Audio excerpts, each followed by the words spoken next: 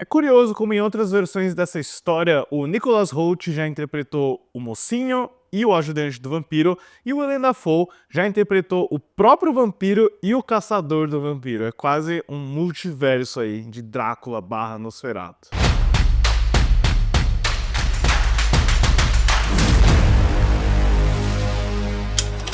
Olá, fãs da Sétima Arte, meu nome é Lucas Nascimento e esse é o Lucas Filmes, e hoje estou aqui para falar sobre Nosferatu, novo filme dirigido pelo Robert Eggers, que estreia em janeiro aqui no Brasil.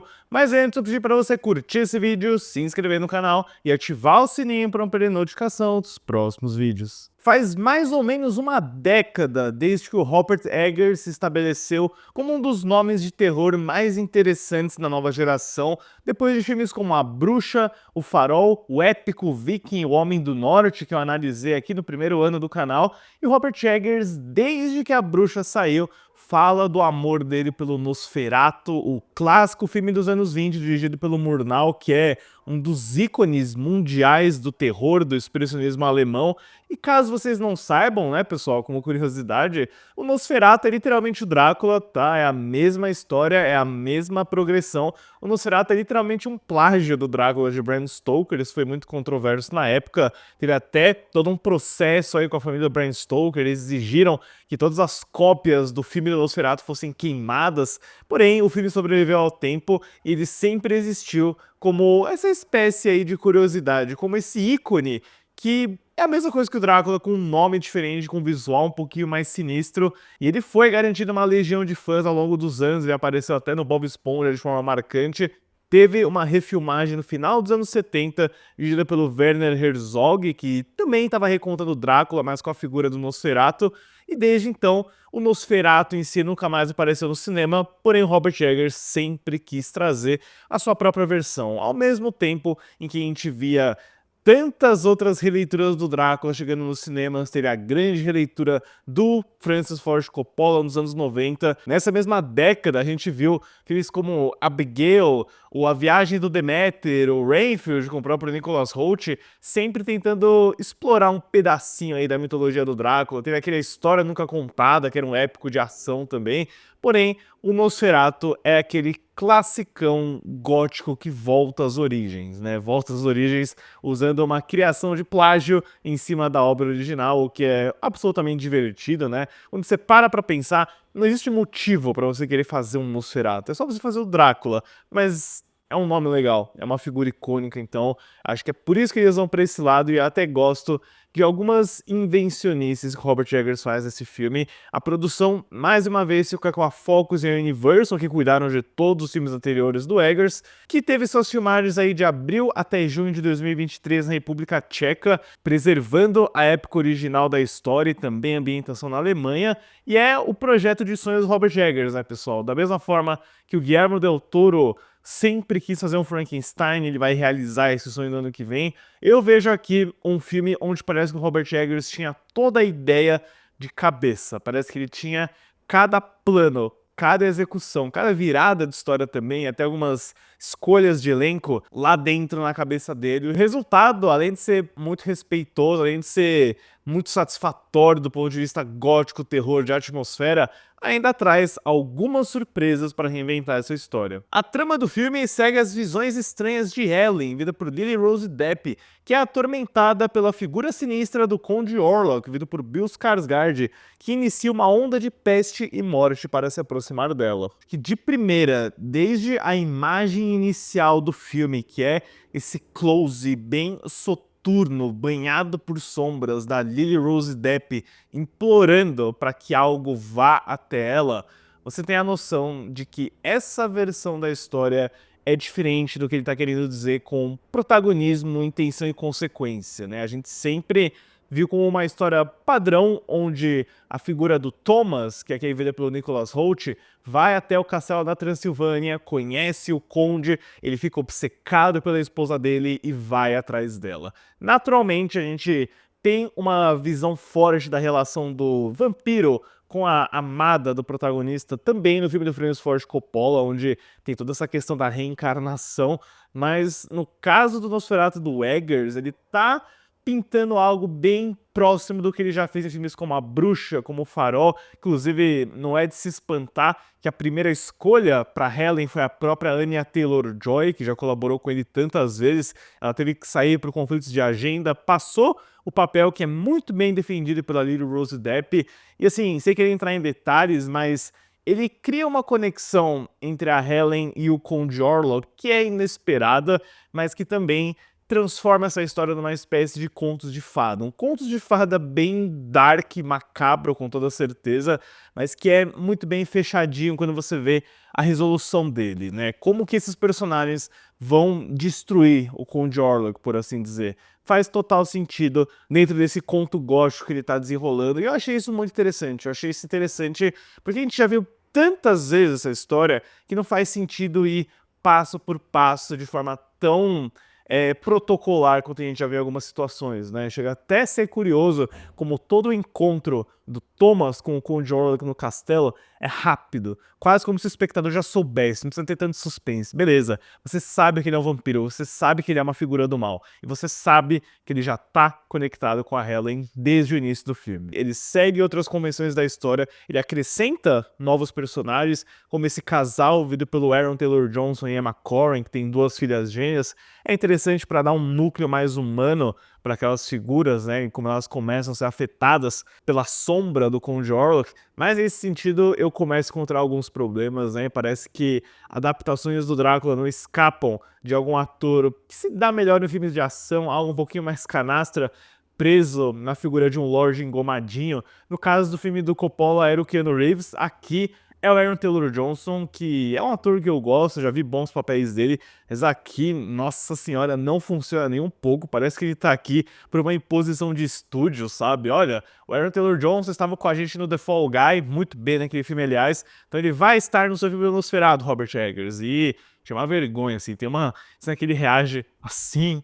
Eu falei, nossa, não, isso não estou muito pra mim. Nicolas Hoult tá bem também, apesar de eu não achar que ele tá 100% aproveitado aqui. No sentido de elenco, é um show da Lily Rose Depp, com toda certeza. É uma performance bem intensa, sexualizada, porque esse filme tá falando muito sobre o desejo sexual, sobre a atração da Helen com o Conde Orlok, que pode parecer meio estranho, mas faz sentido dentro da história. Então é uma performance muito física, esforçada, onde ela tem que tirar algo de dentro dela. Em diversos sentidos me lembrou a Nell Tiger Free na Primeira Profecia. É um tipo de performance onde, se a atriz vai um pouquinho mais além da linha, ela vai passar vergonha, vai passar ridículo, vai fazer careta, mas eu acho que ela tá na medida certa. É um ótimo trabalho dela, apesar de aqui e ali, como o texto do Eggers ele é bem classicão, ele é bem tradicional e exagerado também, esse tom pode se descontrolar um pouquinho, né? Você vai ver a Lily Rose Depp super intensa, gritando frases como "você é um vilão" pro Nosferatu do Bill Skarsgård. Então, às vezes pode existir esse choque. E por falar em Bill Skarsgård, né? Tá escondido aí no marketing, eles não revelaram o rosto dele. E quando ele aparece no filme, você não tem nada do Bill Skarsgård, ele tá completamente transformado. É um trabalho de maquiagem muito interessante, porque, né, é engraçado pensar, eu não vou dar spoilers da caracterização do Nosferatu, mas eles têm algo de caracterização aqui que eu não esperava, que eu falei, uau, o Nosferatu tá, mas é legal, funciona, e toda vez que você vê o rosto dele, a maioria das vezes banhado em sombras, é uma visão perturbadora, e você não consegue parar de olhar, você fica vendo, tipo, você entende o lado dele ser meio sedutor, atraente, mas é literalmente a visão de um cadáver andando. Sério, eu gostei de como fizeram isso, não é um trabalho de maquiagem muito carregado, cheio de prótese, por exemplo, mas que esconde o Bill Skarsgård de uma forma que me deixou impressionado. A voz que o Skarsgård faz nesse filme, assim, eu não sei como ele conseguiu fazer isso. Naturalmente, deve existir um processo de pós-produção na mixagem do som também, mas eu nunca ouvi o personagem falar dessa forma.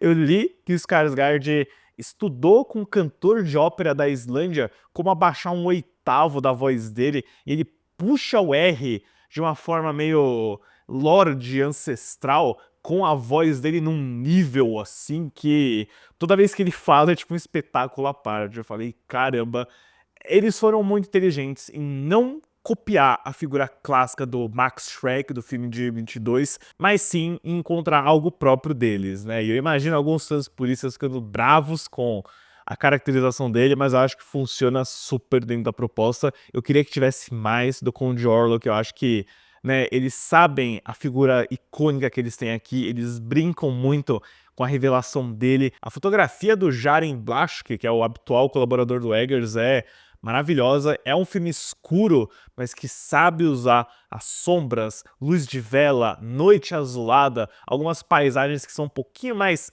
fabulescas do que outras, e eu acho que é tudo muito bem executado visualmente. Eu vi numa tela IMAX e valeu a experiência com toda certeza. E eu não poderia deixar de mencionar também, acho que um dos grandes destaques do elenco, que é o Willem Dafoe. O Willem Dafoe faz o equivalente ao professor Van Helsing da história original, que é especialista no oculto, e é uma figura, assim...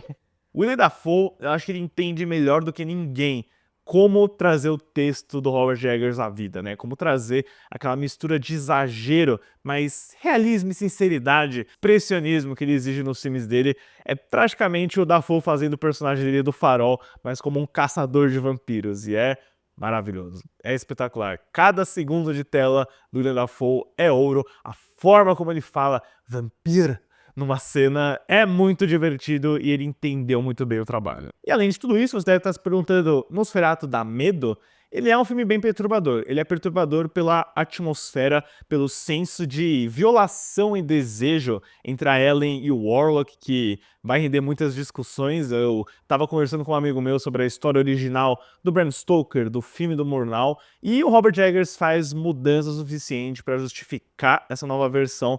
É um filme que também vai te dar alguns sustos, ele tem alguns jump scares que não são nada gratuitos, eu acho que eles são bem construídos, a maioria deles usando, né, a imagem do rosto do Bill Skarsgård, que é, mais uma vez, muito marcante. Eu não vejo a hora de vocês verem a caracterização do Warlock, e se eu falasse pra vocês o que esse Conde Warlock tem, vocês dariam risada, mas é algo que funciona tremendamente bem, surpreendentemente bem, na verdade. É uma sinergia do Robert Eggers com a câmera dele, com a fotografia do Jaren Blaschke, a ótima trilha sonora do Robbie Carolan. É realmente assim, é um trabalho que vai do sinistro pro belo com uma facilidade impressionante, pra ser sincero. E eu gostei, pessoal. Eu gostei do Nosferatu, eu ainda tô analisando, digerindo. Eu assisti ontem à noite a convite da Universal Pictures. Eu agradeço por terem me chamado tão em cima da hora, mas eu certamente vou querer assistir de novo, né? Eu acho que Robert Eggers é um cineasta muito consistente, eu gostei de todos os filmes dele até agora, meio que no mesmo nível. Não saberia dizer onde o Nosferatu tá ainda, mas absolutamente fica a recomendação. Com toda certeza é uma das melhores releituras de Drácula e vampiro que a gente teve nos últimos anos. Pra Nosferatu de 2024, eu dou uma nota 8. Deixe nos comentários depois o que vocês acharam de Nosferatu, suas expectativas para o filme que estreia na primeira semana de janeiro, e também qual é o seu filme preferido da carreira do Robert Eggers até agora. Certo, pessoal? Obrigado pela visita e até a próxima sessão.